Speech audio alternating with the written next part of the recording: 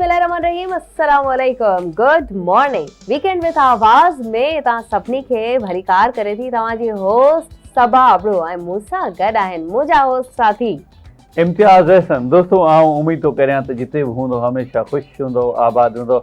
अॼु सबा अबड़ो साहिबा मूंखे पंहिंजे सिफ़ मां कटे छॾियो, माइनस करे छॾियो। इन्हनि चयो त आऊं अव्हांजी होस्ट। अच्छा बाबा नज़र त ड्रोड़ायो न, भरिसां बि को वेठो आहे। बहरहाल इहो हिकिड़ो चुटकुलो आहे, पाण लाइटर नोट ते ॻाल्हि खे वठंदासीं। बहरहाल असांजो साथ इंशाअल्लाह अव्हां सां गॾु ऐं असां ॿिन्ही सां गॾु ज़रूरु जुड़ियल रहंदो, छाकाणि त असांजा प्रोग्राम ऐं असीं इहा डेली बेसिस ते नवां टॉपिक खणी ऐं नवां चुटकुला खणी, ॻाल्हियूं ॿोलियूं खणी अव्हांजी ख़िदमत में हाज़िर थींदा आहियूं। उहो इन करे त आचर जे ॾींहं ते सभु माण्हू आराम में त हूंदा ई आहिनि, पर आचर जे ॾींहं ते का बि पाण संजीदा ख़बर इन करे कोन ॿुधणु चाहींदा आहियूं। पाण परेशान थी वेंदा आहियूं। सूमर खां वठी छंछर जे ॾींहं ताईं रुॻो टाकोड़ो लॻो पियो आहे, वठ सठ लॻी पई आहे। किथे छा थी वियो, किथे छा थी वियो, महांगाई वधी वई, पेट्रोल वधी वियो, डीज़ल वधी वियो, मामलात हलनि पिया। हिते हीअ मसइलो थी वियो। सो पाण मसइलनि खे दिमाग़ में ॿुधी ॿुधी ॿुधी परेशान थी वेंदा आहियूं, एग्ज़ॉस्ट थी वेंदा। इन करे असीं चाहींदा आहियूं त आचर जे ॾींहं ते के कम वारियूं काराइतियूं लाइटर नोट ते ॻाल्हियूं कजनि, जेके न सिर्फ़ु असांजी ज़िंदगी जे लाइ अहम ऐं काराइतियूं साबित थियनि, पर असीं उन मां लुत्फ़ अंदोज़ बि थियूं।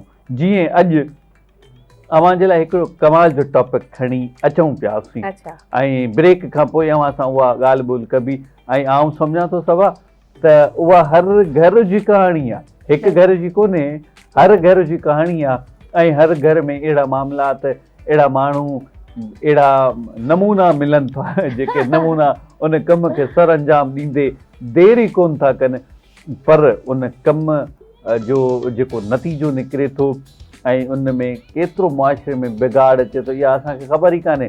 सो बहरहाल असांखे मुआशरे जे ज़िमेदार फ़र्द हुजण जो सबूत ॾियणो आहे। मुआशरे खे बिगाड़ न पर बहितरी जी तरफ़ वठी हलणो आहे।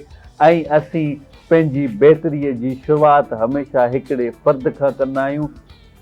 उन खां पोइ इनफ़रादत खां पोइ असीं इज्तमाहियत जी तरफ़ वधंदा आहियूं। लिहाज़ा जॾहिं हूअं बि पाण कोशिशि कंदा आहियूं त बाबा नमाज़ ज़रूरु पढ़िजे, इबादत ज़रूरु कजे। ऐं मौलवी हज़रात बिलख़ुसूस असांखे चवंदा आहिनि त बाबा नमाज़ अगरि अव्हां पंहिंजे घर में क़ाइमु करणु चाहियो था त पोइ अव्हांखे सभ खां पहिरियां पाण खे सफ़ में बीहणो पवंदो, अव्हांखे नमाज़ अदा करणी पवंदी। उन खां पोइ अव्हीं ख़ामोश पैगाम ॾींदो पंहिंजनि घर वारनि खे त बाबा असीं नमाज़ पढ़ियूं पिया, इनफ़रादी तौर ते इन भले कम जी शुरूआति करे छॾी आहे। लिहाज़ा इन ई कम जी शुरूआति अव्हांखे बि करणी आहे। इन ई साॻी तरीक़े सां इनफ़रादी तौर ते कंहिं सुठे कम जी शुरूआति करियो, इज्तमाही तौर ते इंशाअल्लाह शुरू थींदो वेंदो। हू चवंदा आहिनि हिकिड़ी शाइरी आहे त शुरू तो हमने अकेले ही किया था, शुरू तो हमने अकेले ही किया था और काम चलता रहा, काफ़िला बनता रहा। सो चवण जो मक़सदु इहो आहे त कंहिं बि कम जी शुरूआति कंदव त तव्हांखे अकेले करिणो आहे। रोअण बि अकेले आहे, खिलणो बि अकेले आहे, कमाइणो बि अकेले आहे, ख़र्च बि अकेले ई करिणो आहे। जीअं ज़िंदगीअ में पाण आया बि अकेला हुआसीं न बाबा, ॼमिया हुआसीं त अकेला आयासीं, वेंदासीं न बि त अकेला वेंदासीं। सो बहरहाल आउं सबा अबड़ो साहिबा जे एहसासनि जी तर्जुमानी पिणु करे सघां थो, पर तर्जुमानी खां बजाए मां ओवर टू सबा अबड़ो साहिबा। जी प्लीज़। अच्छा, तव्हांखे यादि अची वियो छा त मां वेठी आहियां। Exactly, thank you so much. तव्हांखे यादि अची वियो त मां बि आहियां ऐं मूंखे बि थोरो ॻाल्हाइण जो मौक़ो खपे। ख़ैर, इम्तियाज़ जी महिरबानी जो मूंखे ॻाल्हाइण ॾींदो आहे ऐं एतिरो बि ॻाल्हाइण ॾींदो आहे। सो ॻाल्हि कजे अगरि हर घर जी कहाणीअ जी, त अॼुकल्ह हर घर जी कहाणी विढ़ण बि थी वियो आहे, लाइट जो न हुजण बि थी वियो आहे, गैस जी लोड शेडिंग जो बाज़ार थी वियो आहे, गॾो गॾु गर्मीअ जो बाज़ार, या वरी केॾां वञण या वरी कंहिंजे अचण जो बि असां वटि जेको टेंशन आया आहिनि सभिनी खां। इन्हनि सभिनी शयुनि खां वॾे में वॾो टेंशन असांजो इहो आहे त अॼु छा पचायूं।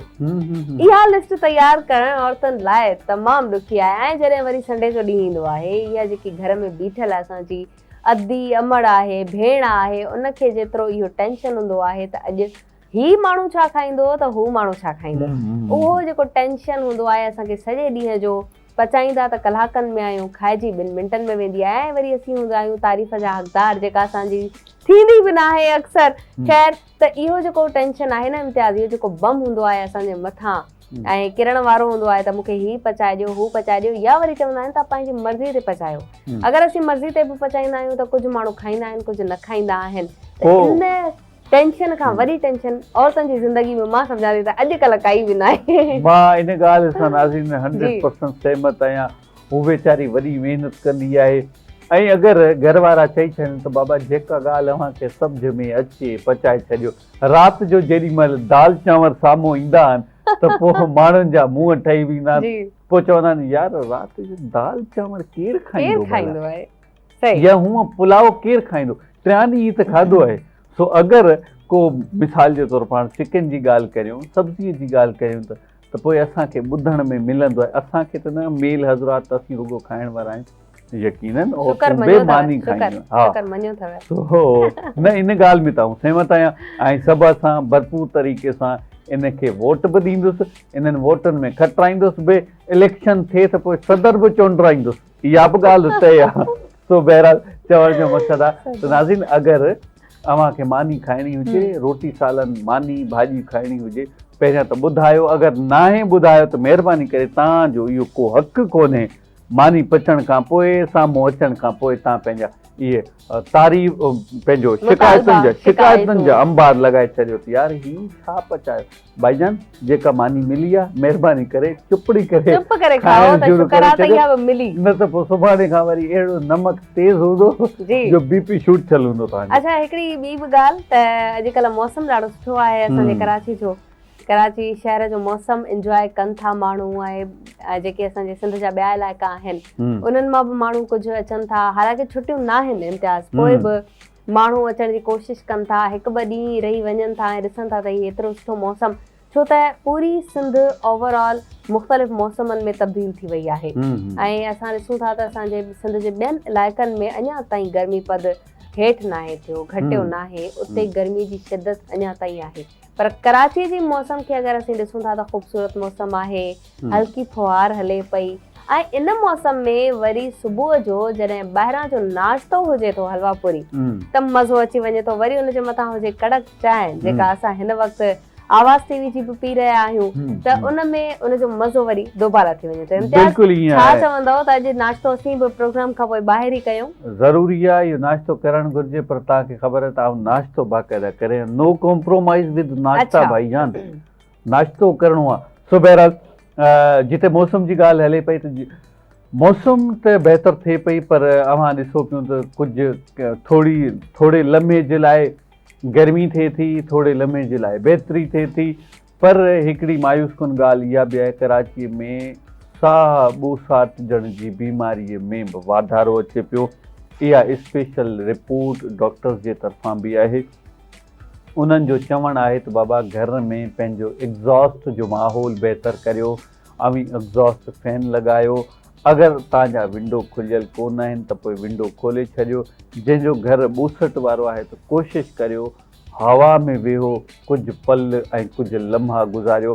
जिते पाण ॻाल्हि करियूं था कराची जी, उते ई पाण सिंध जे ॿियनि ख़ूबसूरत ज़िलनि जी ॻाल्हि करियूं, बिलख़ुसूस घोटकीअ जी, लाड़काणे जी, सकर जी, जेकाबाबाद, कशमूर, कंदकोट, बदीन, ठट्टा, इहे सभु जेके बि आहिनि इन्हनि में कुझु मौसम गरम रहे थी अञा ताईं, ऐं उतां जा माण्हू इन इंतज़ारीअ में बेक़रारीअ में आहिनि त मौसम कॾहिं बहितर थींदो, मच्छरनि मां जान कॾहिं छुटंदी, गर्मीअ मां जान कॾहिं छुटंदी, ऐं असीं सुख जो साह खणी सघंदासीं। लाइट जी लोड शेडिंग आहे, पर लाइट जी लोड शेडिंग ताईं ॻाल्हि यादि आई त कल्ह पाण सोलर किट्स जे विरहाइण बाबति बि ॻाल्हि कई आहे। उहे उन्हनि ख़ानदाननि खे बि अॼु मुबारकबाद पेश करियूं था, कल्ह कान करे सघियासीं, कल्ह रुॻो पाण उन्हनि बाबति ॻाल्हि ॿोल कईसीं।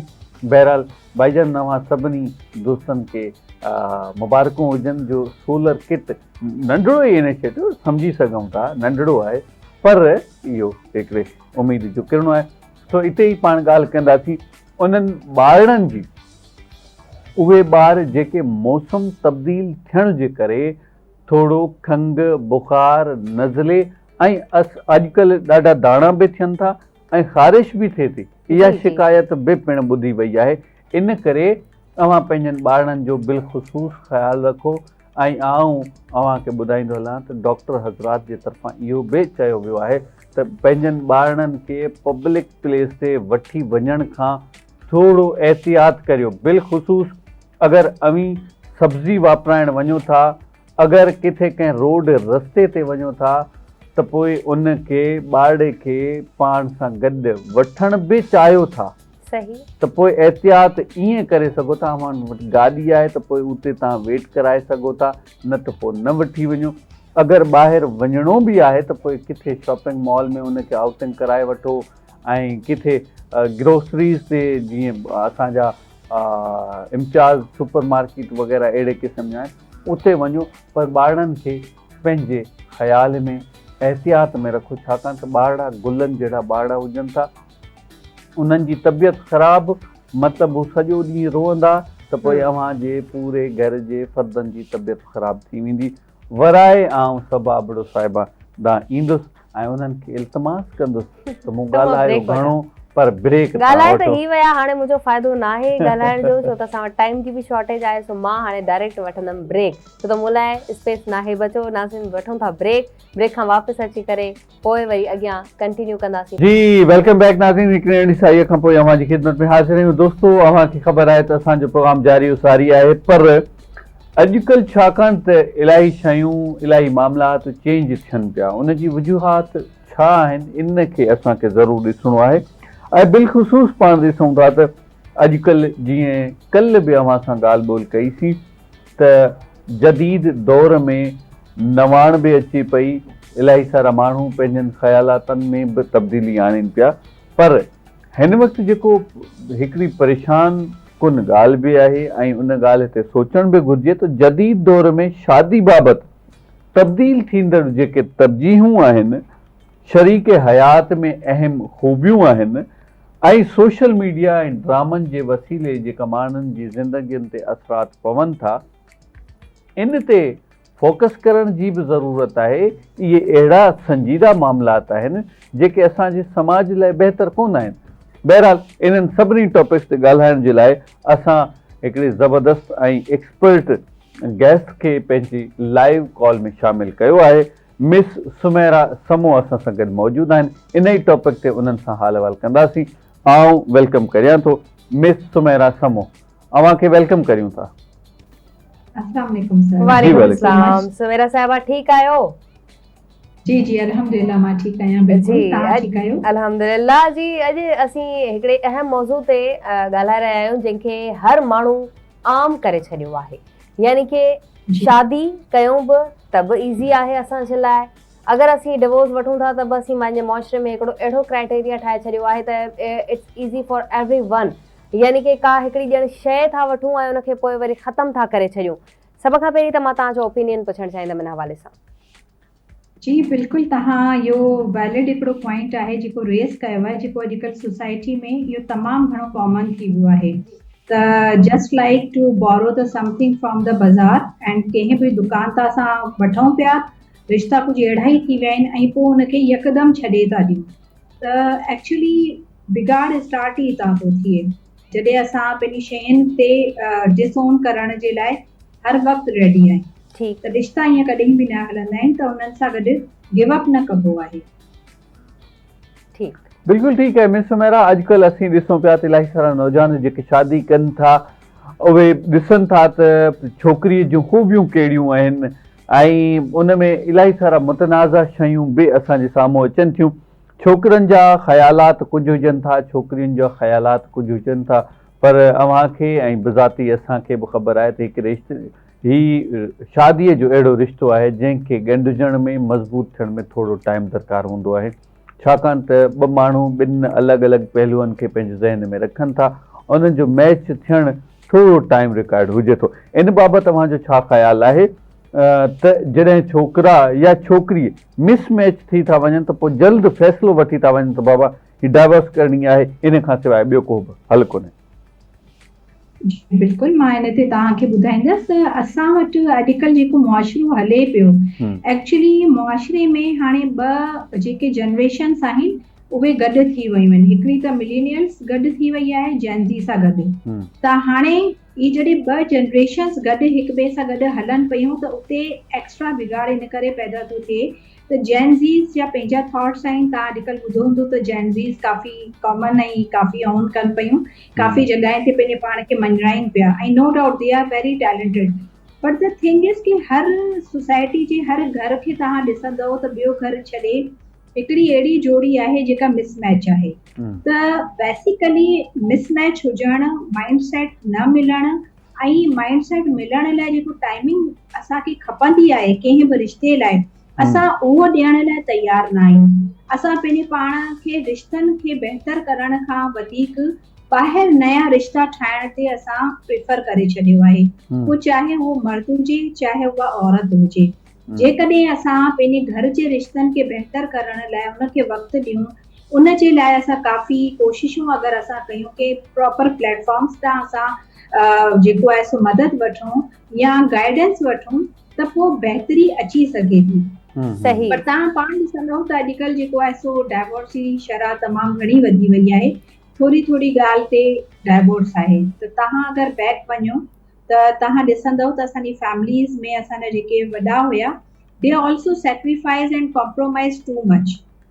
पर उन वक़्तु सोशल मीडिया न हो, जेको सभिनि खां वधीक मिसकंसेप्शंस क्रिएट कनि पिया। Number 1, the match makers who are making the wrong match just because of some money. The another thing is अगरि असां रिलीजियस पॉइंट ऑफ व्यू सां वञूं त मौलवियुनि बि कुझु घटिताई न कई आहे रिश्तनि में बिगाड़ पैदा करण में। जेको पंहिंजी ससु खे पाणीअ जो गिलास इज़त सां छोकिरी पियारींदी त अॼु मुलनि जे चवण ते चए थी this is not my responsibility. त ही रिस्पॉन्सिबिलिटी न आहे, this is the moral and ethics of our society. ठीकु आहे न? त असां माना हिकिड़े अहिड़े मुआशिरे में एंटर थी चुका आहियूं जिते असां वेस्टर्न कल्चर खे तमामु घणो अडॉप्ट करे छॾियो आहे। त उतां खणी जेको आहे सो बिगाड़ पैदा थिए थो। सही। पर समरीत साहिबा, मां हिते तव्हांखां ज़रूरु पुछणु चाहींदमि त छा हिकिड़ो बहितरीन लाइफ पार्टनर मिलणु छा एतिरो ॾुखियो थी वियो आहे? उनजी वजह तव्हां छा पियो सम्झो? छा एतवार जी खोट आहे या ॿियो कुझु आहे?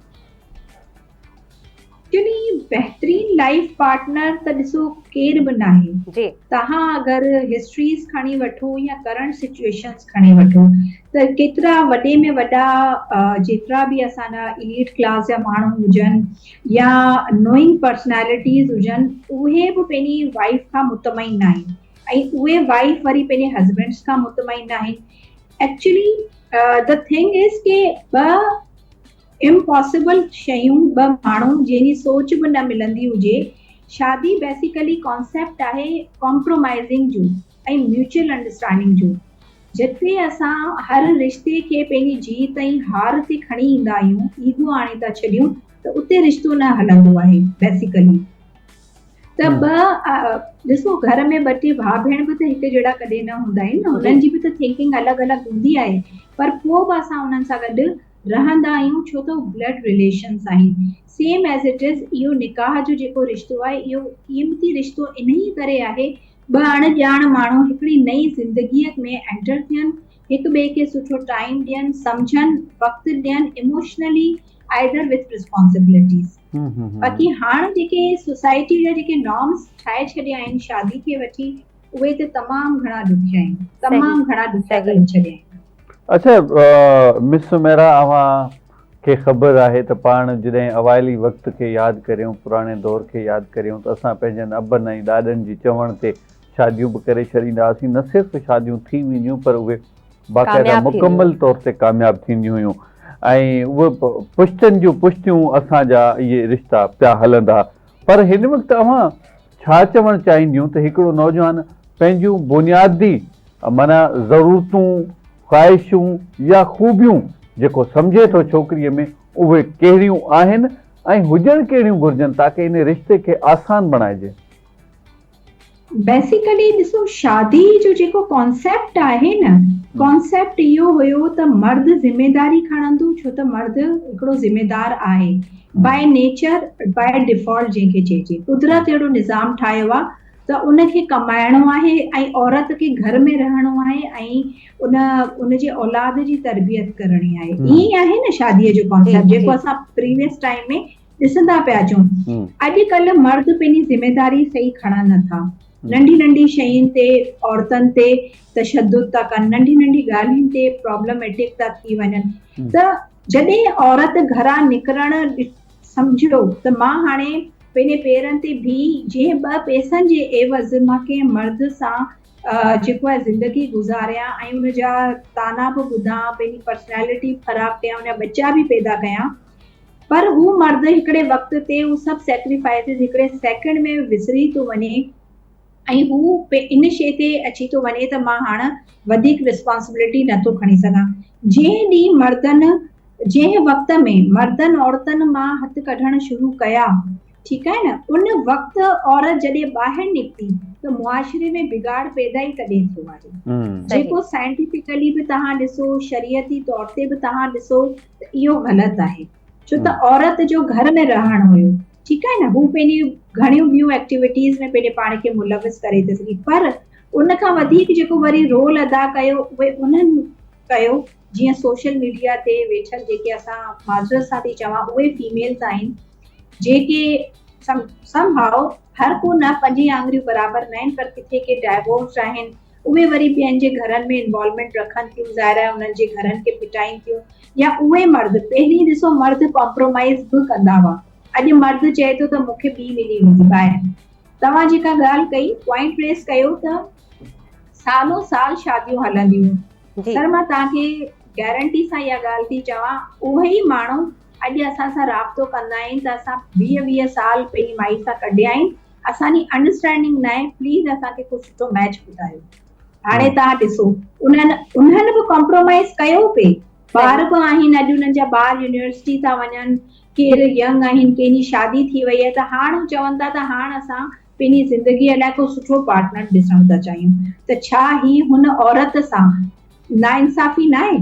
जॾहिं ही मर्द जॾहिं ही स्टेप खणे थो, छो त असां वटि त उहे फैमिलीज़ अचनि थियूं ऐं राब्तो बि कनि थियूं, त उहे फैमिलीज़ उहे मर्द त 15 साल जी शादियुनि खे जेके डिस्ट्रॉय करे सेकेंड नथा हणनि, हू मुंहिंजी रुगो ज़िमेदारी आहे, मां हुनजी ज़िमेदारी खणंदसि पियो, पर आउं अॻियां पंहिंजी ज़िंदगी खे बहितर बनाइण लाइ मूंखे ॿियो लाइफ पार्टनर। सही, समरीन साहिबा तव्हां सां कनेक्ट रहजो, हिते असीं नंढो ब्रेक था वठूं, नाज़रीन तव्हां केरु न वञिजो, वीकेंड विद आवाज़ प्रोग्राम। वेलकम बैक नाज़रीन, वीकेंड विद आवाज़ में भलीकार समरीन समूह साहिबा असां सां गॾु मौजूदु आहिनि, सोशल एक्टिविस्ट आहिनि ऐं तमामु सुठियूं ॻाल्हियूं कंदड़ ऐं सम्झाईंदड़ असांजे साम्हूं असां सां गॾु वेठियूं आहिनि। ईअं लॻे पियो त असांजे ऑफिस में सां गॾु आहिनि, पर असांखे ज़ूम ते हिननि जॉइन कयो आहे, हुननि जी ॿीहर महिरबानी, क़ीमती टाइम मां तव्हां असांखे टाइम कढी ॾिनो आहे ऐं हिकिड़े बहितरीनु मौज़ू ऐं टॉपिक ते असीं ॻाल्हाए रहिया आहियूं। ऐं हाणे मुंहिंजो सुवालु समरीन साहिबा इहो हूंदो त कुझु छोकिरियूं कुझु छोकिरा जेनज़ीस चई वठूं या थोरो असीं बैक या अॻियां अची वञूं, त उहे जेके बि असांजा नौजवान आहिनि, यूथ आहिनि, असीं यूट्यूबर्स ऐं टिकटॉकर्स खे घणो फॉलो कयूं था, उन्हनि जी ज़िंदगियुनि खे ॾिसूं था, न कि उहो ॾिसूं था त उन्हनि जा नाकारी असर उन्हनि जी ज़िंदगियुनि ते कहिड़ा पवनि था, ऐं उन्हनि मां सबक़ु हासिलु करण जे बजाए असीं उन्हनि जहिड़ा थियणु चाहियूं था ऐं उन्हनि जहिड़ी ज़िंदगी गुज़ारण खे तरजीह बि ॾियूं था ऐं उन्हनि जी लव मैरिजिस खे डिस्ट्रॉय थींदे बि ॾिसूं था। इन हवाले सां तव्हां छा चवंदो? मीडिया जो त तमामु घणो रोल आहे इन शयुनि खे बिगाड़ पैदा करण में, जीअं त मां पहिरीं बि इहा ॻाल्हि करे चुकी आहियां, जेनज़ीस जेके आहिनि ऐं जेका बि न्यू जनरेशन आहे, मां सिर्फ़ु न्यू जनरेशन ते कोन चवंदसि, मां उन जनरेशन खे बि चवंदसि जेके 80s ऐं 90s जूं आहिनि, उहे बि हाणे जेनज़ीस सां गॾु इन थी वियूं आहिनि, उन्हनि सां गॾु बिल्कुलु टोटली इन्वॉल्व आहिनि। एक्चुअली मां उन में इहो मैसेज ॾींदमि त महिरबानी करे इन्हनि शयुनि जे पोयां न वञो, छो त इहे टिकटॉक्स ते जेके अचनि था माण्हू, ईअं मां नथी चवां त हर माण्हू ख़राबु आहे, हर औरत जेको व्लॉगिंग करे थी ख़राबु आहे, there are lots of persons जेके तमामु सुठो कंटेंट बि ठाहीनि था, सोसाइटी जे बेनिफिट जे लाइ बि कमु कनि था, पर उहे लग्जरीज़ जेके हू ॾेखारीनि था, प्लीज़ उन्हनि में तव्हां न अचो, उन्हनि लग्जरीज़ जे करे पंहिंजे घरनि खे ख़राबु न कयो, छो त हू सिर्फ़ु हिकिड़ो वक़्ती तौर ते तव्हांखे चार्म ॾियण लाइ, अट्रैक्ट करण लाइ हू शयूं कनि था। तव्हां पंहिंजी ज़िंदगीअ खे आसान बनायो। ॾिसो ख्वाहिशूं त चवनि था त बादशाहनि जूं बि पूरियूं न थियूं। त पैसो ज़रूरी आहे ज़िंदगीअ में, तव्हां पंहिंजे पाण खे स्किल्स में आणियो, ग्रूम कयो, पंहिंजी पर्सनैलिटी डेवलपमेंट ते कमु कयो, त सुभाणे अगरि ज़िंदगीअ में को सुठो साथी मिले त हिकिड़ो सुठे कॉम्पिटिशन जी तरह उन्हनि खे तव्हां खणी हलो, न कि तव्हां हिक ॿिए खे खटाइण ऐं हाराइण जे पोयां लॻा पिया आहियो। ऐं ॿियो वरी रिश्तनि जी जेका बुनियाद आहे उहा हमेशह हूंदी आहे सचाईअ ते, जेका अॼुकल्ह माण्हुनि में रही न आहे। अॼु हिकिड़ो छॾीनि था, ॿियो झलीनि था। त महिरबानी करे अगरि असां शरीयती तौर ते बि ॾिसूं या मेडिकल पॉइंट ऑफ व्यू सां स्पेशली ॾिसूं त ही बि तमामु घणो हिकिड़ो इन्फेक्शन जेके असांजे मुआशरे में फैलजनि पिया मेडिकली पॉइंट ऑफ व्यू सां बि, यानी कि हर शइ जो बिगाड़ जॾहिं तव्हांजो बॉडी टू बॉडी इंट्रैक्शन तव्हां जेको एतिरो इज़ीली करे था सघो, घणो डैमेज आहे तव्हांजी अचण वारी ज़िंदगीअ में। तव्हांखे हुन में तमामु परेशानियुनि जो सामनो करणो पवंदो, न सिर्फ़ मर्द खे बल्कि औरतनि खे। इलाही आहिनि आहिनि जेके कंट्रीज़ में सर्वाइव भी था करें, उन्हनि वटि हाणे को ऑप्शन न आहे। अच्छा मिस सुमेरा, आमी ॾिसो पियो आहे त अॼुकल्ह शादीअ जो रुझान, रवाज, रस्मूं बि तब्दील थियनि पियूं ऐं इलाही सारा पेरेंट्स इन करे बि नियाणियुनि जा पेरेंट्स परेशान हुजनि था त यार जेके घोटाइता हुजनि था उहे चवनि था त एतिरो जजो मिक़दार असांखे ॾाज में घुरिजे, उन जी मालियत ही हुजे, उन में शयूं ही शामिल हुजनि, त पोइ छा सम्झो थियूं त इहो असांजे पेरेंट्स मथां प्रेशर कोन आहे, एहसास कमतरीअ जो बाइस नथो बणिजे? जी बिल्कुलु, तव्हां सही था चओ त ही हिकिड़ो पेरेंट्स ते तमामु घणो प्रेशर आहे। ऐं इवन पेरेंट्स ते न बल्कि उहा जेका छोकिरी आहे जेका शादी करे वञे थी, उहा बि साइकोलॉजिकल एतिरो डिस्टर्ब थी वेंदी आहे जॾहिं हुनजे रिश्ते जी ॻाल्हि हलंदी आहे, छो त सॼी ॻाल्हि अची वेंदी आहे ॾेज ते। त मां त इहो ई मैसेज ॾींदसि त महिरबानी करे ॾेज जो सिस्टम काफ़ी फैमिलीज़ अहिड़ियूं करे छॾियो आहे, जेके पाण वेल सेटल्ड आहिनि त उहे पेरेंट्स जे प्रेशर नथियूं कनि। मां चवंदसि त सुठी छोकिरी हुजणु घुरिजे, सुठी तरबियत खे तव्हां ॾिसो जेका उन्हनि जे अचण वारे बच्चनि खे संभाले सघे, तव्हांजी जनरेशन खे। तव्हां इहे ॾेज जो कल्चर ई ख़तम थी वञणु घुरिजे। ऐं रही ॻाल्हि जेके आहिनि छोकिरियूं कॉम्प्लेक्स में अचनि थियूं त उहे इन करे थी वञनि, सोशल मीडिया ते हर माण्हू पंहिंजी हिकिड़ी नंढी सालगिरह बि एतिरे हाई लेवल ते करे थो त जेके असांजा ब्लॉगर्स आहिनि, यूट्यूबर्स आहिनि ऐं जेके बि असांजा सेलिब्रिटीज़ आहिनि, उहे इन पैटर्न खे अगरि ॾिसो, हुननि खे अलाह ॾिनो आहे, हुननि पंहिंजी महिनत सां कमायो आहे, त दे लर्न ऐं they enjoy their own luxuries, ठीकु आहे न। असां त पंहिंजी पढ़ाई महल खे ॾिसी पंहिंजो झोपड़ो त ख़राब न कंदासीं।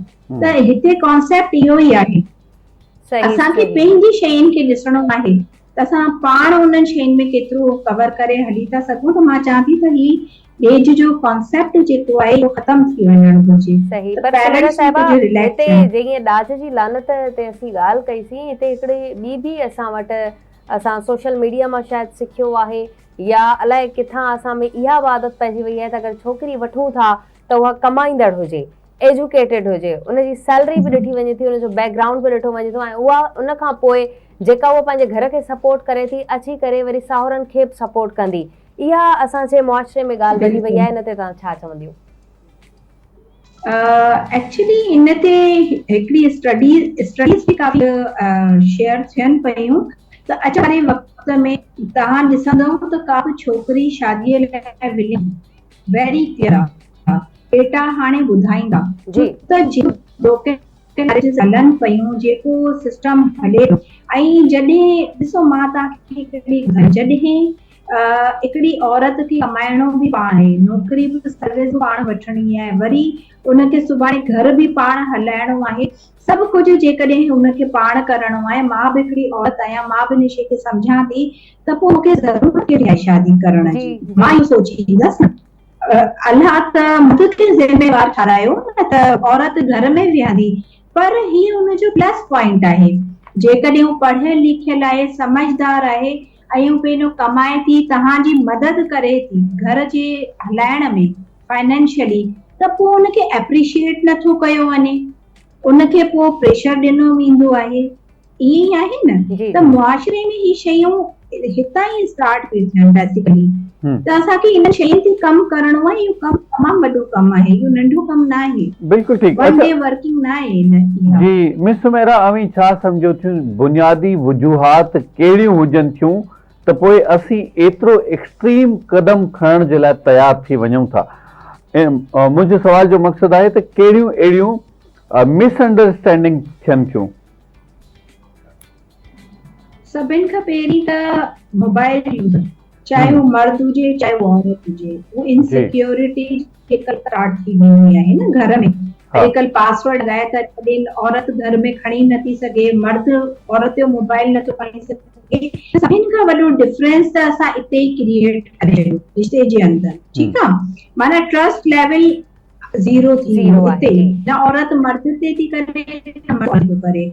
उन खां पोइ लॉयल्टी जो प्रॉब्लम, माना वफ़ादारी न आहे। ॾिसो घर हलो आहे कॉम्प्रोमाइज़िंग ते, इज़तनि ते, सेल्फ रिस्पेक्ट ते, एप्रिसिएशन ते, कॉम्प्रोमाइज़िंग ते, म्यूचुअल अंडरस्टैंडिंग ते, ठीकु आहे न। त जिते इन्हनि शयुनि जो फुक़दान हूंदो त तव्हां अहिड़ा बि ब्रोकन मैरिज ते जाम पैसो हूंदो, मर्दनि औरतनि खे ॾेई छॾे या औरतुनि मर्दनि खां वठी पंहिंजे पाण खे आज़ाद करे।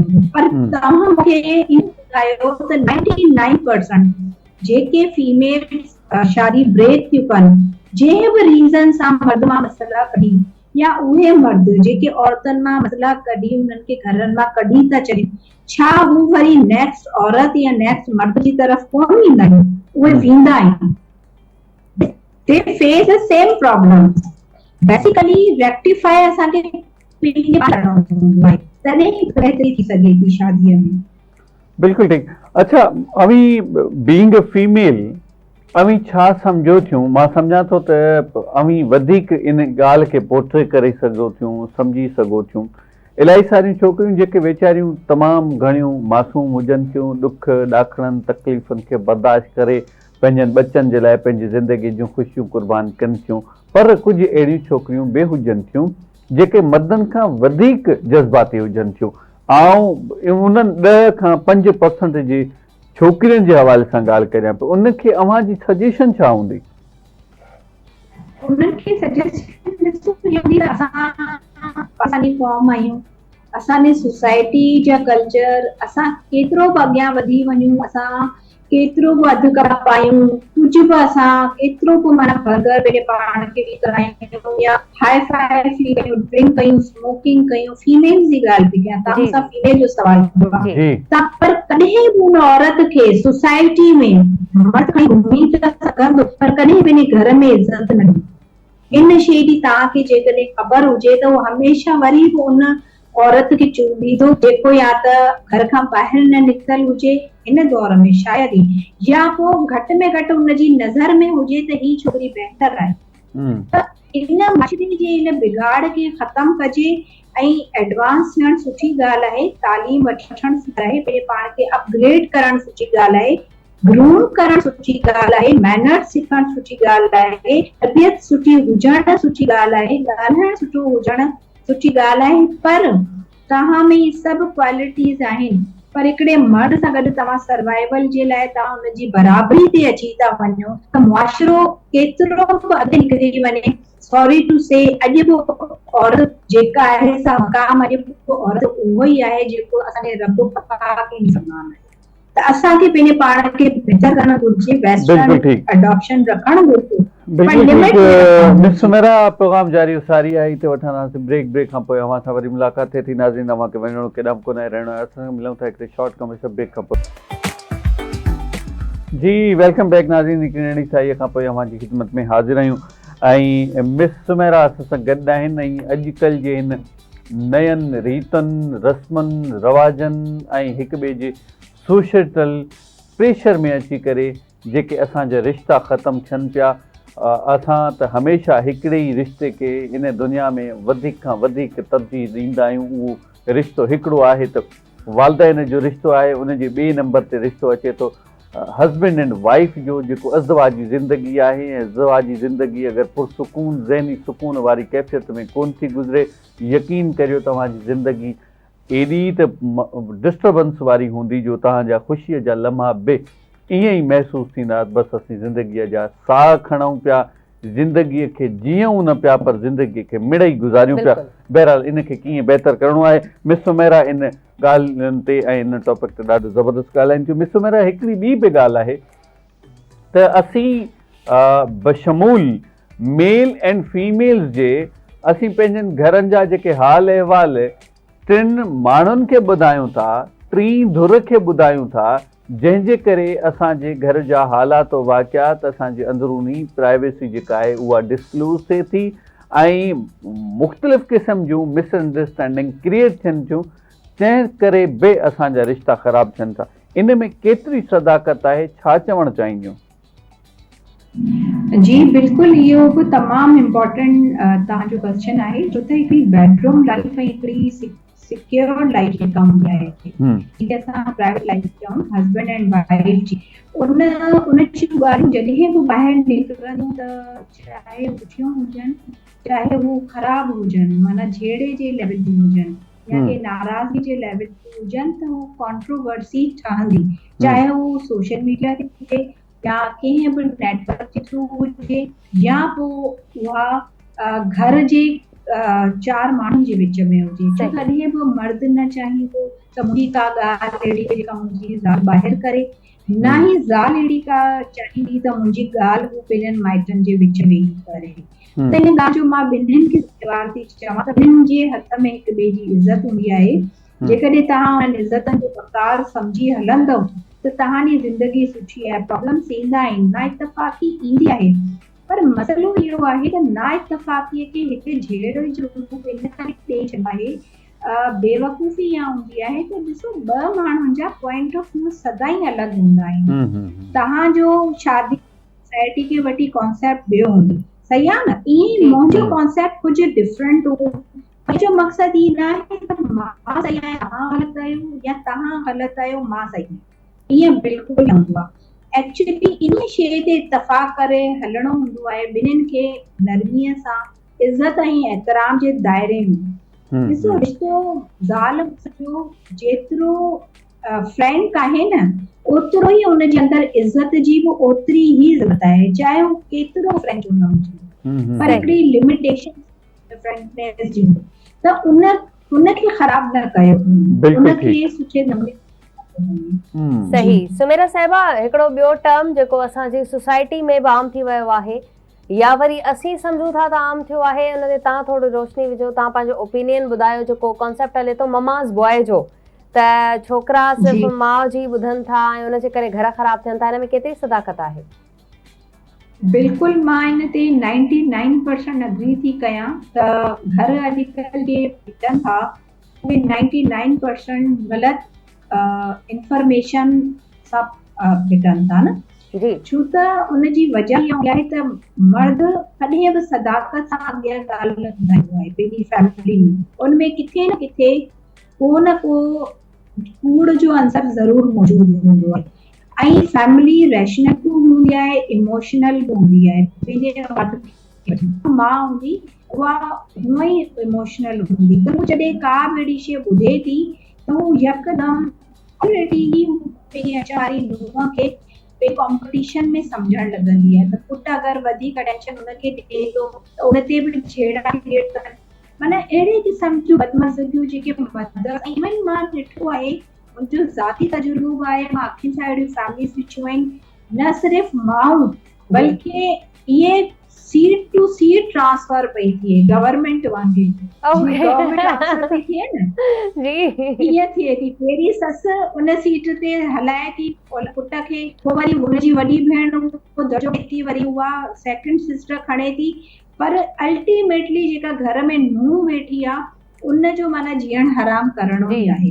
अहिड़ी फैमिलीज़ यकीनन आहिनि, त महिरबानी करे पुटनि जा घर न फिटायो, वरी बि ॿियूं नूंहं वठी ईंदियूं, वरी बि उहो तव्हांजो जीअण हराम ई कंदियूं, बकौल तव्हांजी। बिल्कुलु सही तव्हां चयो, बिल्कुलु सही चयो। पर हिन लाइफ खे अॻियां वधाइण हिकु औरत लाइ केतिरो कॉम्प्लिकेटेड थी वञे थो, चाहे इन में केतिरी बि पढ़ियल लिखियल छोकिरी छो न हुजे, पर इन लाइफ में उहा बि अची करे फासी वञे थी।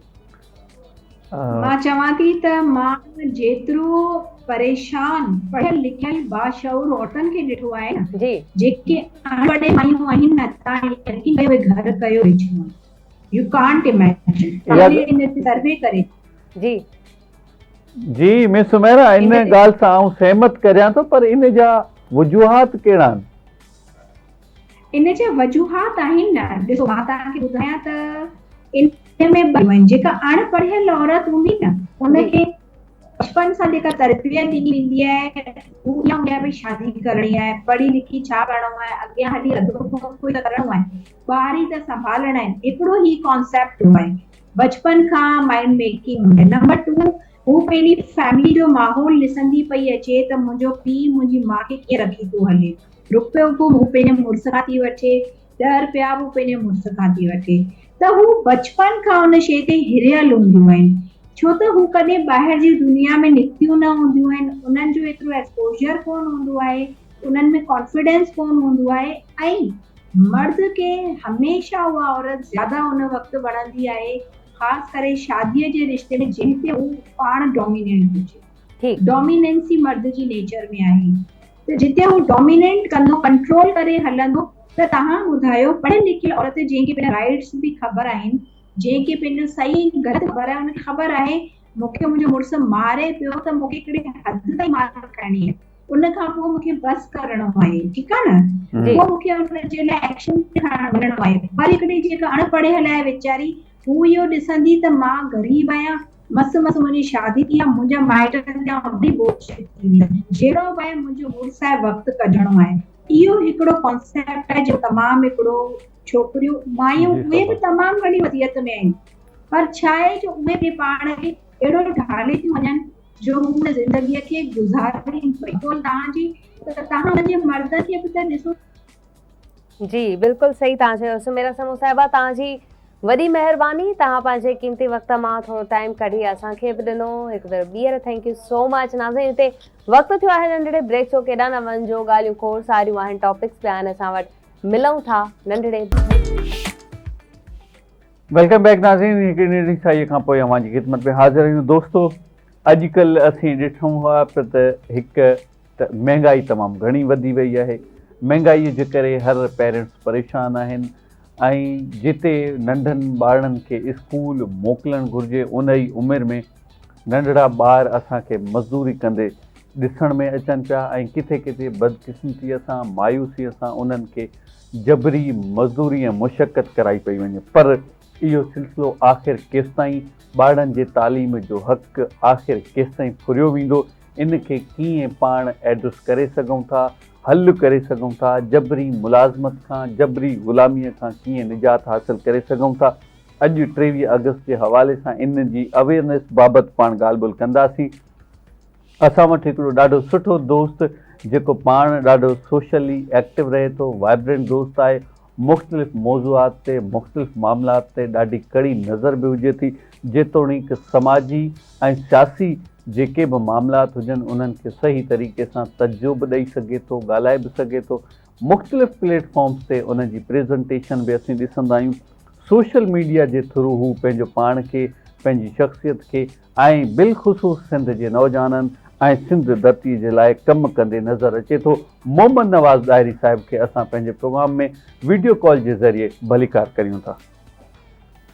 कीअं आहियो नवाज़ साहब, ठीकु आहियो? अल्हम्दुलिल्लाह अल्हम्दुलिल्लाह। बहितरीन वकील हुजण जे लाइ छा कजे, कहिड़ो फार्मूलो हले पियो अॼुकल्ह, पहिरीं त मां तव्हां खां इहो पुछंदमि। बहितरीन वकील हुजण जे लाइ मां हमेशा दोस्त मूंखे चवंदा आहिनि, मूंखे कल्ह ई दोस्त कंहिं सजेस्ट कयो त छा वकालत सां गॾु को ॿियो कारोबार कर, ॿियो कमु करणु घुरिजे।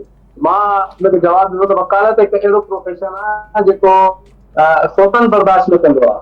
सो वकालत तॾहिं तव्हां वकील सुठा थी सघो था। इहा आहे त हिकिड़ो सुठो वकील जो मतिलबु इहो आहे त सुठो कानून खे ॼाणंदड़ घुरिजे ऐं कानून ते सुठी गिरफ़्त बि रखंदड़ हुजे।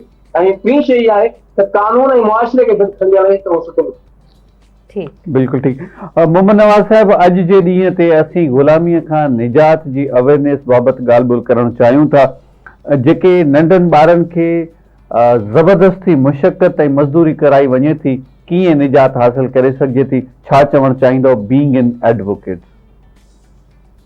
बड़ी मेहरबानी, तमामु वॾो अहम मौज़ू आहे जंहिं ते जॾहिं असां सहाफ़ती दौर में बि वासिफ़ तमामु घणो कमु कयो ऐं हाणे तव्हां असांखे मौक़ो ॾेई करे कानून जी ज़ुबान सां इन मामले खे एड्रेस करण लाइ मौक़ो ॾिनो, पूरी टीम जी वॾी महिरबानी, तव्हांजी को होस्ट जी, पूरी टीम जी, आवाज़ टीम जी, इंतज़ामिया जी महिरबानी। बेसिक चाइल्ड लेबर आहे जेको ॿारनि खां पोरियो वरितो थो वञे, इन जे लाइ यूनाइटेड नेशन क्लियर डायरेक्शंस ॾिनी। जॾहिं बि दुनिया जा जेके मुल्क United Nations J terms and conditions में शामिल थियणु चाहींदा आहिनि त उहा ट्रीटी साइन कंदा आहिनि, ऐं उहा यूनेस्को जी जेका ट्रीटी आहे उहा पाकिस्तान साइन कई आहे, दुनिया जे ॿियनि मुल्कनि बि कई आहे। उन ट्रीटी जे तहत असां बाउंड आहियूं त चाइल्ड लेबर जो खात्मो कंदासीं।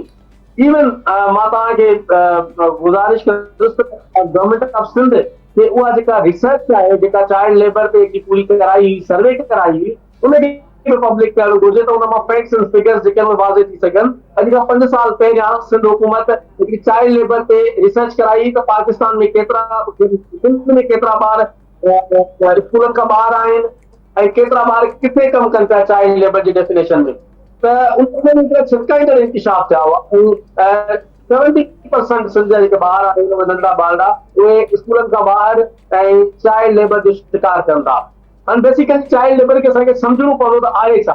यूनाइटेड नेशन जी जेका पंहिंजी थ्योरी आहे ऐं इवन गवर्नमेंट ऑफ सिंध पूरे पाकिस्तान में जेकी डेफिनेशन जेका ठाही वई आहे चाइल्ड लेबर हुनखे चइबो जेको ॿार जी कैपेसिटी वधीक कमु वरितो वञे।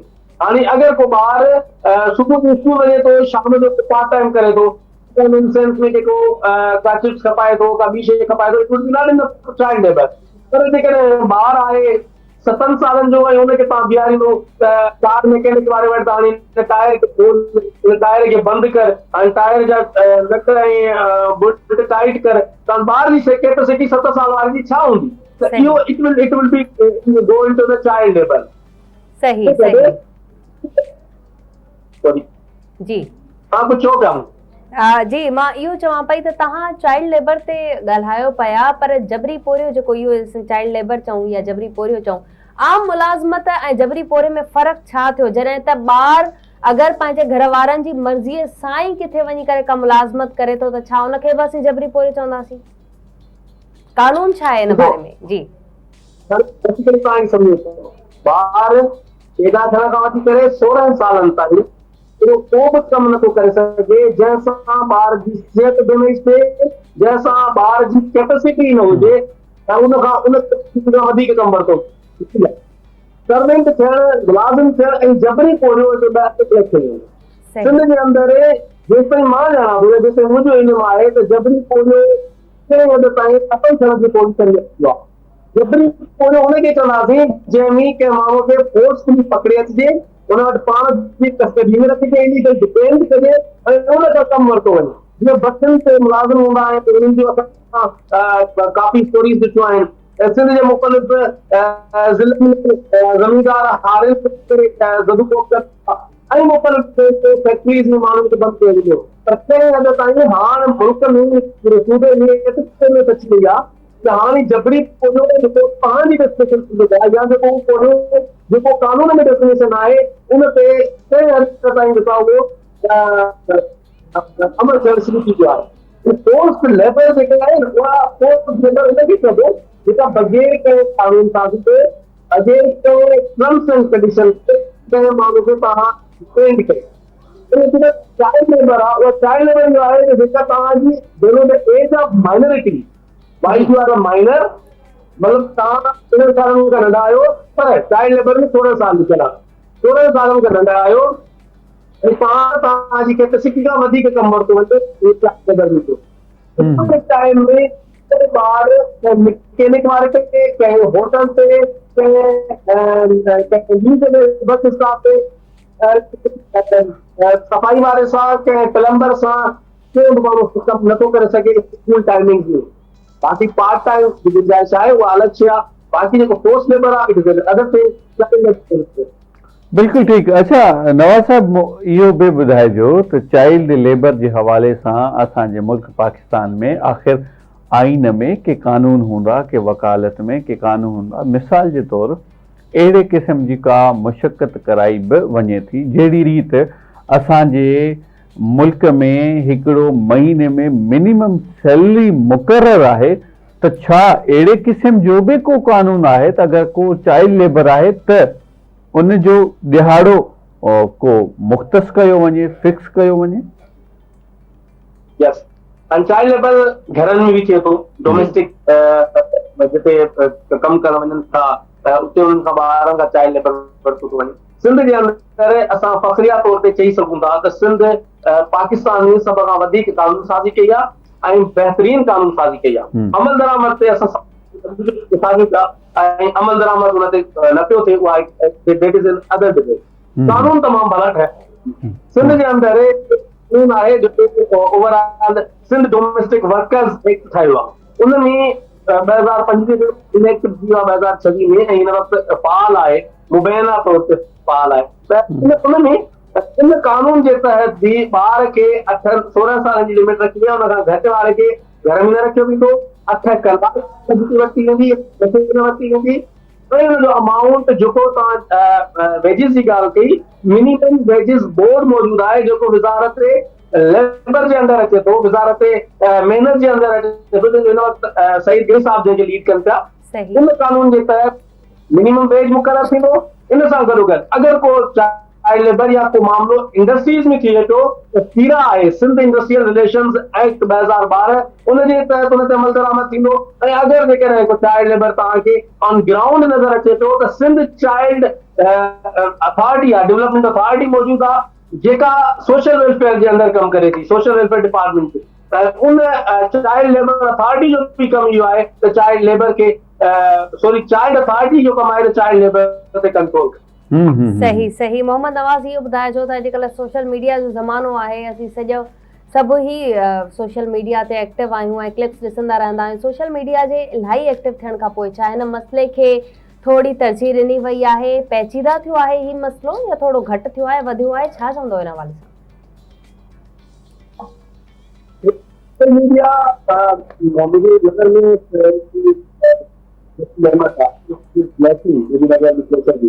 अॼु के दौर में सोशल मीडिया के लिए पसंद है जी। अच्छा मोहम्मद नवाज़, तव्हांखे असीं हिते रोकींदासीं, हिते नंढड़ो ब्रेक आहे, ब्रेक था वठूं, उन खां पोइ वापसि अची इन सवाल जो जवाब तव्हां खां ब्रेक खां पोइ वठंदासीं। नाज़रीन नंढड़ो ब्रेक था वठूं, वीकेंड विद आवाज़ जारी आहे, केॾा न वञो, वरी वापसि।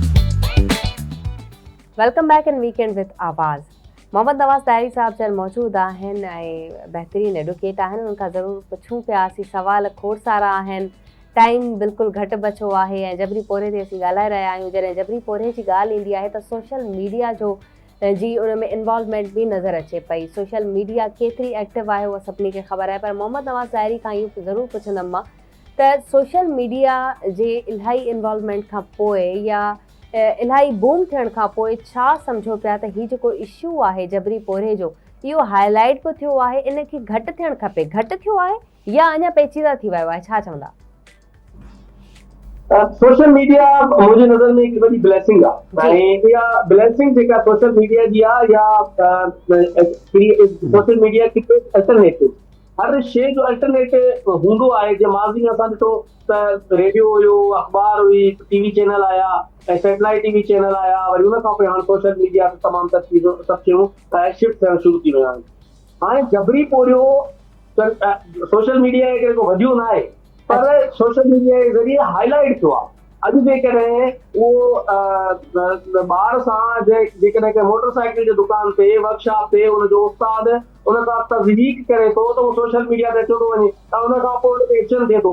माज़ी में केतिरा ई ॿार जेके आहिनि उहे शहीद थी विया आहिनि, ॿार उस्तादनि जे उन्हनि सेखारण वारनि माण्हुनि जे तशदुद में, पर हाईलाइट न थियो।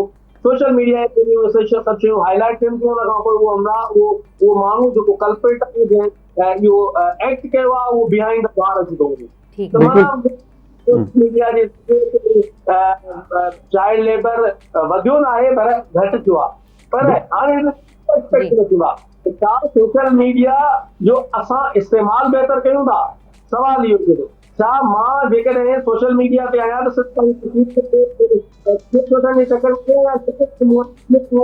मीडिया जे ज़रिए ॿुधायां पियो, छा इंसाफ़ साहब या सभा साहिबा वटि जेको फन आहे, जेको माण्हू हुन खां इम्प्रेस थियनि था, हुनखे टीवी स्क्रीन ते ॾिसी करे उन्हनि खे फॉलो कनि था, छा उन्हनि पंहिंजो डिलीवर कयो आहे सोशल मीडिया ते?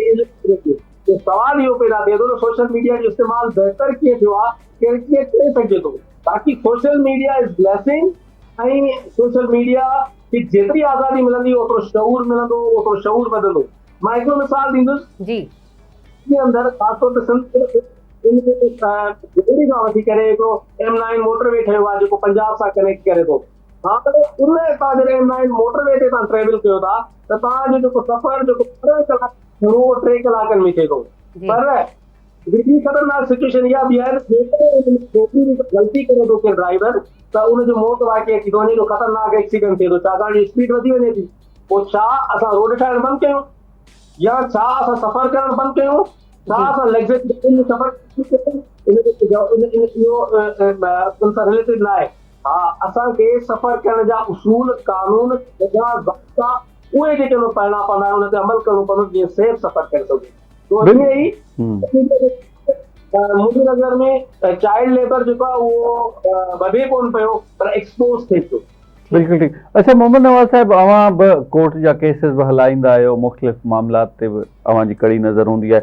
चाइल्ड लेबर जे हवाले सां अवां जी नज़रुनि मां के केसिस गुज़रिया आहिनि, छा उहे रिज़ॉल्व थिया आहिनि, ऐं उन में जेका गठजोड़ आहे, जेको मामिलो आहे, इशू आहे, उहे कहिड़े क़िस्म जा अचनि था? शेरान गुर्बत ने मेरे बच्चों को तहजीब सिखा दी, सहमे हुए रहते हैं शरारत नहीं करते। सो गुर्बत जेका आहे न उहा शायदि तहज़ीब सेखारे थी छॾे, उहो शरारत को विसारे थी छॾे। हाणे हिते डिप्टी कमिश्नर जो कमु थिए थो, असिस्टेंट कमिश्नर जो हिते कमु थिए थो, न ब्यूरोक्रेसी जो कमु थिए थो, सोशल वेलफेयर डिपार्टमेंट जे सोशल वेलफेयर डायरेक्टर्स जो, असिस्टेंट डायरेक्टर्स जो। शायदि ई असांखे तव्हांखे ख़बर हुजे त असिस्टेंट डायरेक्टर डिप्लॉय कयो वियो आहे उन एरिया में, हर एरिया में सोशल वेलफेयर जे तरफ़ां हिकिड़ो असिस्टेंट डायरेक्टर जेको बाउंड आहे त चाइल्ड लेबर खे ख़तमु कंदो, पर उन सोशल वेलफेयर जो उन बाबू करे विज़िट कयो आहे कंहिं दुकान ते, कॾहिं बि न। Deputy commissioner is bound, child labour authority जो मेंबर हूंदो आहे, उहो चेयरमैन हूंदो आहे, लीड कंदो आहे डिस्ट्रिक्ट में। केतिरा डिप्टी कमिश्नर्स जेका सिंध जे अंदरि चाइल्ड लेबर्स खे कंट्रोल करण लाइ कमु कयो आहे। फिलंथ्रापिस्ट जेके NGOs आहिनि जेके चाइल्ड लेबर ते फंडिंग बि कनि थियूं, चाइल्ड लेबर ते प्रोजेक्ट्स बि कनि थियूं, उन्हनि केतिरा हाईलाइट कराया आहिनि केसिस, त केर बि पर्सनल वञण लाइ तयारु न आहे। हिकिड़ो सवाल जेको आम पेरेंट्स कनि था चाइल्ड लेबर जे केसिस में, जॾहिं उन्हनि खे तव्हां पकिड़े ईंदो न कोर्ट में, त हिकिड़ो सवाल कंदा त ही ॿार जेको आहे न उहो असांजो घर हलाए थो। हिकिड़ो मशहूरु जुमिलो आहे कि ये जो छोटा है ना ये अपने घर का बड़ा है। जेको नंढो घर हलाए थो नंढी उमिरि में, उनजो जवाब बि स्टेट खे ॾियणो आहे त छा उन ॿार जी जेको ख़र्च आहे education according to the article 25 उनजो बुनियादी हक़ आहे, उनजी जेको सिहत आहे उनजो बुनियादी हक़ आहे, उनजी तइलीम बुनियादी हक़ आहे, उनजी सिक्योरिटी बुनियादी हक़ आहे, उनजी जेको एक्सेस टुवर्ड्स द इंस्टीट्यूशंस आहिनि उहो बुनियादी हक़ आहे। छा रियासत, छा हुकूमत उन ॿार खे उहो बुनियादी हक़ ॾिए थी? जेकॾहिं प्रोवाइड कंदी त शायदि चाइल्ड लेबर घटि थी वेंदो। सही। मोहम्मद नवाज़, छा चवंदव तव्हां, अॼुकल्ह जो इंसान कहिड़ियुनि शयुनि जो मोहताज थी चुको आहे, या पाण खे असीं जेके आदतूं विधियूं आहिनि उहे कहिड़ियूं शयूं आहिनि, कंहिंजा मोहताज आहियूं अॼु? मुंहिंजी नज़र में जेका असां मोहताज आहियूं या जेके त असां जंहिं शइ में तमामु घणो आहियूं उहे असां ओनरशिप नथा वठूं कंहिं शइ जी। जेकॾहिं रोड आहे टुटे थो, ठहिण खां पोइ टुटे थो, केरु उते पाइप विझे पियो त असां हुनखे मना नथा कयूं, चऊं था ठीकु आहे हुकूमत जो मसइलो आहे इहो। जेकॾहिं असांजे घर जे ॿाहिरां या गली में कंहिं जॻह ते को कचिरो उछलाए थो, असां चवंदा आहियूं हुकूमत जो मसइलो आहे। जॾहिं को असांजे सरकारी इदारनि ते राताओ हणे थो, असां चवंदा हुकूमत जो मसइलो आहे, ऐं पोइ उन मसइले जे करे थिए ईअं थो त इहे सभु शयूं जेके आहिनि उहे कनि थियूं। बिल्कुलु ठीकु। मोहम्मद नवाज़ साहिब, आख़िर में आउं इहो बि अव्हां खां ज़रूरु पुछणु चाहींदुसि त इहा अवेयरनेस कीअं फैलाए सघिजे थी। उहे ॿार जेके मजबूरीअ विचां मुलाज़मतूं कनि था, छा असांखे को ॾीओ ॿारणु किरणो उमेद झलक नज़र अचे थी त उन्हनि ॿारनि खे असीं बजाए हिन उमिरि में कमु करण जे स्कूलनि दर्सगाहनि तालीमदाननि ॾांहुं वधाए सघंदासीं? बिल्कुलु करे सघिजे थो। उन्हनि जो तरीक़ेकार इहो आहे त कानून मौजूदु आहे, उन ते इम्प्लीमेंट कराइणो आहे। उन ऑटो शॉप वारे खे, उन कार मैकेनिक खे, उन रेस्टोरेंट जे मालिक खे इंटीमेट करिणो आहे त सुबुह जो स्कूल टाइमिंग्स में को बि ॿार तव्हां नज़र न अचणु घुरिजे। उन खां पोइ इंटीमेट जेकर त तव्हां उनजा ज़िम्मेदार हूंदा।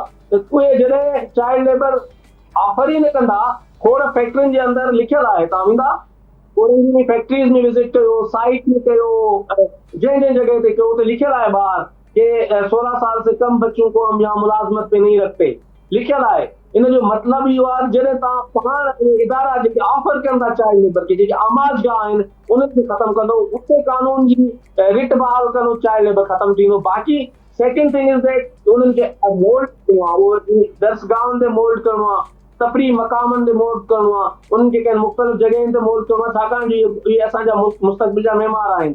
ऐं जेकर उहे कॾहिं ख़ुदा न ख़ास्ता कंहिं मंशात जे मामले में पइजी विया, क्राइम में अची विया, त पोइ उनजो ॿाहिरि अचणु ॾाढो ॾुखियो थी वेंदो।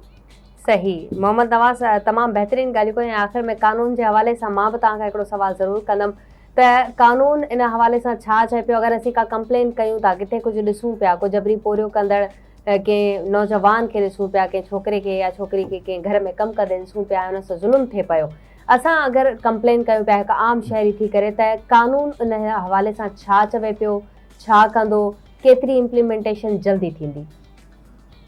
ॾिसो, कानून में गुंजाइश हर शइ जी मौजूदु आहे। इहा ई मां पहिरीं ॻाल्हि कई त ओनरशिप जी ज़रूरत आहे। असां जॾहिं पाण कंप्लेन कंदासीं त फलाणी जॻह ते चाइल्ड लेबर थिए थो, लिहाज़ा हिनखे कंट्रोल कयो, उन खां पोइ उहो फौरी तौर ते कंट्रोल बि थिए थो, एक्शन बि थिए थो। पर ॻाल्हि इहा आहे त वरी हुकूमत जी, रियासती इदारनि जी, पुलिसिंग जी, लॉ एनफोर्समेंट एजेंसीज़ जी इहा ज़िम्मेदारी आहे त उन कंप्लेनेंट खे बि प्रोटेक्ट कनि, न कि उहो कंप्लेनेंट नहीं करे। सही। मोहम्मद नवाज़ लाहिरी साहब, तव्हांजी वॾी महिरबानी, तव्हां वीकेंड विथ आवाज़ में पंहिंजो क़ीमती टाइम ॾिनो। तव्हांजी हिकु भेरो ॿीहर महिरबानी, ऐं असांखे ॾाढो सुठो लॻो तव्हां सां ॻाल्हाए करे। उमेद कयूं था त तव्हांखे बि सुठो लॻो हूंदो। नाज़रीन, प्रोग्राम जो वक़्तु बिल्कुलु पुॼाइण ते पहुचे थो, ऐं हाणे असीं तव्हांखां वठंदासीं इजाज़त, छो त अॼु इम्तियाज़ मूंखे शेर बि नाहे ॿुधायो, ऐं इनजे करे मां हिननि खे इजाज़त बि न वठणु ॾींदमि। इम्तियाज़, इहा तव्हां सां शिकायत रही? न, इहा ॻाल्हि बिल्कुलु सही ॻाल्हि आहे। हाणे वेंदे वेंदे आख़िर में हाणे हू चवंदा आहिनि त पता नहीं कहाँ रोक दिया हमें भटका दिया अपनी मंजिल से, सुसागी रीत असां मंजिल हुई असांजी पुॼाणी, हाणे हुन मंजिल खां हिन भटकाए छॾियो। बहरहाल इन्हनि जी दाद रसी कंदे असां इहो ज़रूरु चवंदासीं त बाबा, अॼु जेको हिन इस्लाह जो ॾींहुं हो, अॼु हिन पैगाम जो ॾींहुं हो, अवेयरनेस जो ॾींहुं हो, अव्हां कोशिशि करियो त पंहिंजनि नंढड़नि ॿारनि खे अगरि मजबूरीअ विचां किथे नौकिरी मुलाज़मत करायो बि अथा, त पोइ उन्हनि खे पढ़ाईअ जो ज़रूरु थोरो टाइम ॾियो। अगरि 8 कलाक न त पोइ 6 कलाक, 6 कलाक न त पोइ 4 कलाक। अगरि किथे अफोर्ड नथा करे सघो त तॾहिं बि सरकारी स्कूलनि में बि अॼुकल्ह ॾाढी ज़बरदस्त पज़ीराई, बल्कि डेवलपमेंट अचे पई, उते तव्हां उते मोकिले सघो था। अगरि ट्यूशन फीस तव्हां अदा नथा करे सघो तॾहिं बि अव्हां वटि के फलाही इदारा, उन्हनि खे अप्रोच करण जी कोशिशि करियो। छाकाणि त सभु अव्हांखे ख़बर आहे त तालीम इंसान जो ज़ेवर आहे। तालीम इंसान जी टीं अखि आहे, ऐं इन टीं अख खां अलावा पाण ज़िंदा त रही सघूं था, पर दुनिया सां मुक़ाबिलो नथा करे सघूं। ऐं हूअं बि जीअण जो नालो रुगो खाइणु ऐं पीअणु कोन्हे, सुम्हणु ऐं उथणु कोन्हे, वक़्तु गुज़ारणु, साह खणणु कोन्हे, ऐं बीमारीअ खे मुंहुं ॾियणु कोन्हे। ज़िंदगीअ जो मक़सदु आहे त अमीं हिते जियो बि, पंहिंजो नालो रोशन बि कयो, दुनिया खे सम्झो बि। अल्लाह ताला जी ही मख़लूक आहे, अल्लाह ताला जी केतिरियूं क्रिएशन्स आहिनि, उन्हनि खे सम्झो, पंहिंजो हिकिड़ो मतिलबु मज़बूत किलो ठाहे वञो। सुभाणे अगरि अमीं वञूं था, असीं वञूं था, पुठियां को यादि करण वारो हुजे, कंहिं माण्हूअ जी भलाईअ जे लाइ कमु कयो, फलाही कमु कयो, न सिर्फ़ु पंहिंजे लाइ कमु कयो, मुआशिरे जी बहितरी जे लाइ कमु कयो। ॻाल्हियूं जेतिरियूं कजनि से घटि आहिनि, पर सभा अव्हांखे ख़बर आहे त असांखे इन्हनि ॻाल्हियुनि ते अमल कीअं कजे करे सघिजे थो।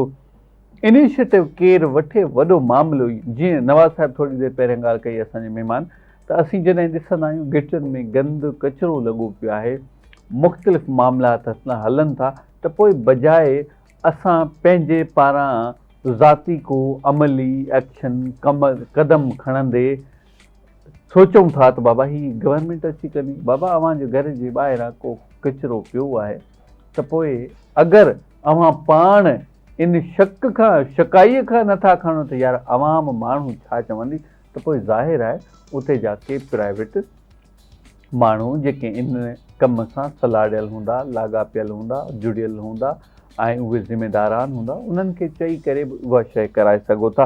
बिलख़ुसूस साॻी रीति असां वरी मुशक़त ॾांहुं ईंदासीं ऐं उन खां पोइ अव्हां खां ज़रूरु इजाज़त बि वठंदासीं।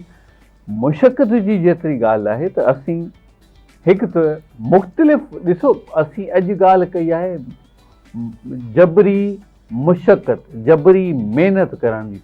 उहा महिनत फिज़िकली को इंसानु नथो करे, पर कॾहिं कॾहिं अव्हां पंहिंजे ज़हन खे बि जबरी महिनत कराईंदा आहियो। हाणे अजीब सुवालु आहे यार, ही कहिड़ी ॻाल्हि आहे त ज़हन भला कीअं जबरी महिनत करे? ज़हन उहा जबरी महिनत करे थो, तव्हांजे ज़हन ते उहे टेंशन आहिनि जेके तव्हांखे खणण जी ज़रूरत ई कान्हे, उहे टेंशन जेके तव्हां हल ई कोन था करे सघो, उहे ॻाल्हियूं जेके अव्हांजी ज़िंदगीअ में लाभ आणे ई कोन थियूं सघनि, तॾहिं बि तव्हां फोर्स था करियो पंहिंजे दिमाग़ खे, दिलि खे त यार इहो कमु कजे। मिसाल जे तौरु आउं मिसाल ॾियां थो त अव्हां कंहिं बि माण्हूअ जी ईंदड़ ख़ुशियुनि में खलल पैदा करे अव्हांखे छा मिलंदो? कुझु बि कोन मिलंदो। पर ज़हनी जेको फितूर आहे, उहो फितूर दिमाग़ ते वेहारे दिमाग़ मथां बोझ ॾियो था, दिमाग़ खे सोचण लाइ जबरी मुशक़त महिनत करायो था। इहो चवणु आहे। बहरहाल न ज़िंदगीअ में कंहिंखे ॾुखायो ऐं न कंहिंखे जबरी मुशक़त करायो, ग़ुलाम बणायो। आज़ादु रहो, आज़ादु रहण ॾियो, ख़ुशि रहो, ख़ुशि रहण ॾियो। इन सां गॾु आऊं बशमूल सबा अबड़ो साहिबा जे अव्हां सभिनी सॼणनि खां इजाज़त घुरणु चाहींदुसि, इन उमेद सां जिते बि हूंदो हमेशह ख़ुशि हूंदो, आबाद हूंदो। पंहिंजे मेज़बान इम्तियाज़ अहसन ऐं सबा अबड़ो खे ॾींदा इजाज़त। अला निगहबान।